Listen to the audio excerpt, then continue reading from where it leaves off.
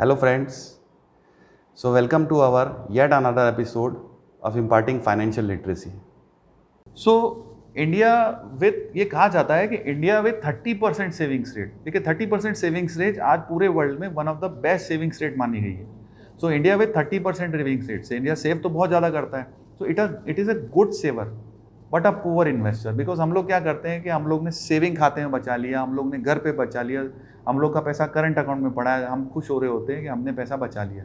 देखिए हर रोज़ महंगाई के साथ महंगाई रोज़ बढ़ती है, महंगाई के साथ मेरा पैसा छोटा हो जाता है। सो हमको सेविंग्स के साथ साथ इन्वेस्टमेंट भी सीखना चाहिए। एग्जाम्पल के तौर पे हम लोग, मैं एक छोटा सा एग्जाम्पल देता हूँ कई बार कि आपके घर में जिन के घर में छोटा बच्चा है 2-3 साल का जो स्कूल जाने वाला है, अब मैं आपको एक देता हूँ आपको चॉइस कि आप अपने बच्चे को चाहें तो घर पे रख लीजिए, सेव योर चाइल्ड, और आप चाहें तो उसको स्कूल भेज दीजिए for the growth of your child. अब आप क्या बोल रहे हैं? सो मोस्टली जो माता पिता है वो सब बोलेंगे कि नहीं भैया हम स्कूल भेजें, बट स्कूल भेजने पे तो खतरा है, उसको लग सकती है, उसको कोई चोट पहुंचा सकता है, कोई अगवा कर सकता है, टीचर डांट सकते हैं, वो रो सकता है, उसको घर की याद आ सकती है, बहुत सारी प्रॉब्लम्स हैं। फिर भी आप क्या करते हैं कि बच्चे को स्कूल भेजते हैं क्योंकि आप सेव नहीं करना चाहते, उसको बच्चे को बचाना नहीं चाहते, बच्चे की ग्रोथ चाहते हैं। तो हमको अपने पैसे को भी बच्चे की तरह पालना होगा, तब जाके हमारा पैसा ग्रो करेगा। सो इन्वेस्टिंग मीन्स फाइनेंशियल फ्रीडम। जब आपका पैसा आपके लिए काम करने लग जाए तब आपने सही मायने में इन्वेस्टिंग कर दी। So your money will work for you, not you will work for money.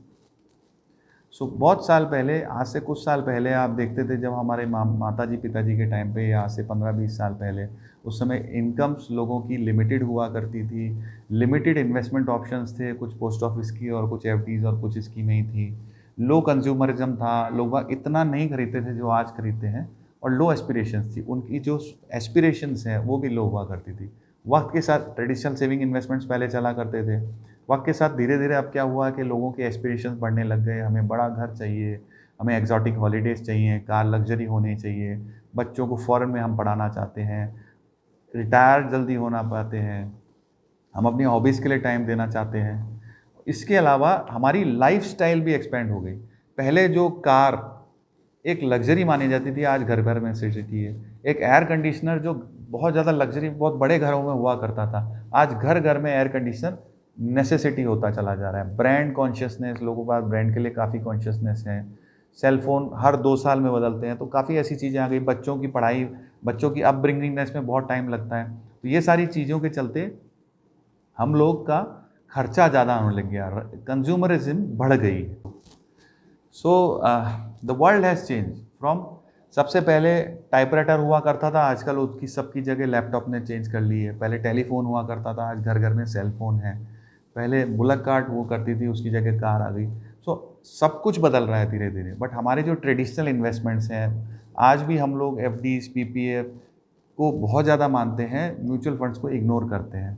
सो जो नए इन्वेस्टमेंट एवेन्यूज़ हैं जिसमें हम लोग ज़्यादा कमा सकते हैं, टैक्स एफिशिएंट हो सकते हैं, तो वो इन्वेस्टमेंट एवेन्यूज़ को अगर हम लोग इग्नोर करेंगे तो वो गलत हो जाएगा। इसको कौन नहीं जानता, बुलंद भारत की बुलंद तस्वीर। और ये बुलंद तस्वीर कुछ सालों में बिल्कुल गायब हो गई।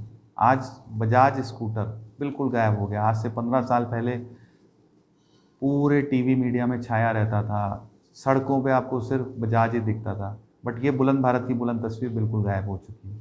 तो इसी तरह से इन्वेस्टमेंट्स में भी हमको नए ज़माने का नया निवेश करने की ज़रूरत है। So next topic can be retirement.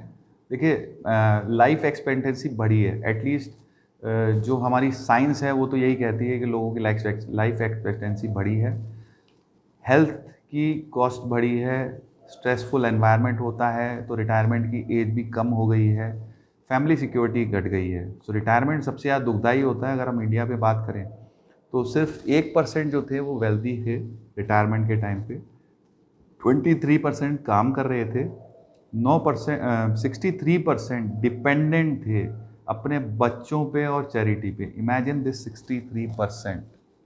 तो क्या हम लोग 63% में रहना चाहते हैं जो कि डिपेंडेंट हो बच्चों के ऊपर और चैरिटी के ऊपर?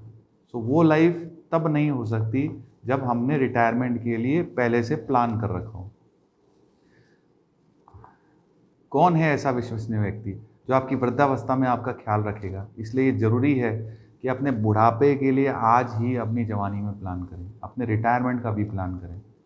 सो उसके लिए मैं कुछ एग्जांपल आपको देना चाहूँगा। हंगल साहब को कौन नहीं जानता?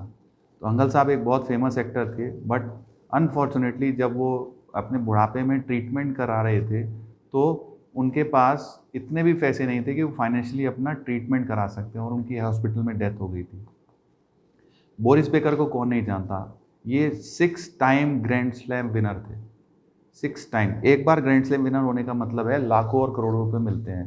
तो 6 टाइम ग्रैंड स्लैम विनर का होने का मतलब कितना पैसा इन्होंने कमाया होगा। बट अपनी हैबिट्स के चलते इन्होंने अपने रिटायरमेंट के लिए नहीं छोड़ा और उसके बाद ये बैंकक्रप्ट हो गए। सो बैंकक्रप्सी में इनके सारे पैसे, सारी प्रॉपर्टियाँ बिक गई।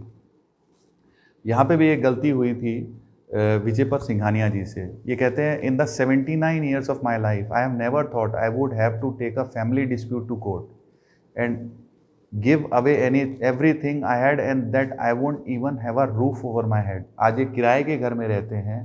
रेमंड्स के मालिक विजयपत सिंघानिया जी किराए के घर में रहते हैं और बुढ़ापे का जीवन उनका बहुत ज़्यादा दुखदायी है।